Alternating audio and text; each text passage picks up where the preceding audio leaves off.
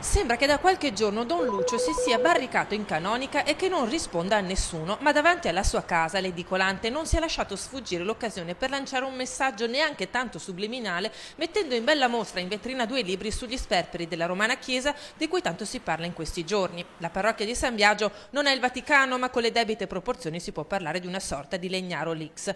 Ora Don Lucio Sinigaglia, curato nel vero senso della parola, visto che era molto attento alla linea e all'abbigliamento, è indagato per appropriazione indebita perché si sarebbe preso 250.000 euro dal conto di un farmacista morto senza eredi che voleva lasciare i suoi 14 milioni di euro risparmiati alla Caritas, soldi che erano stati temporaneamente depositati nel conto corrente della parrocchia di San Biagio, conto del quale Don Lucio poteva risporre.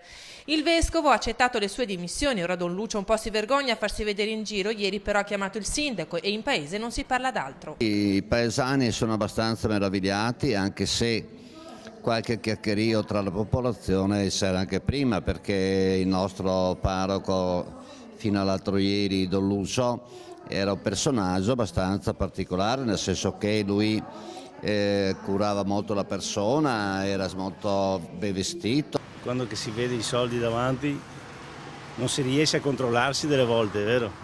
Anche di fronte al Signore. Io l'avevo detto quando l'avevo visto la prima volta, non mi è mai piaciuto. Perché non le era piaciuto? Sensazione, sai, il sesto senso delle persone di età. Spero risponda alla propria coscienza prima di tutto.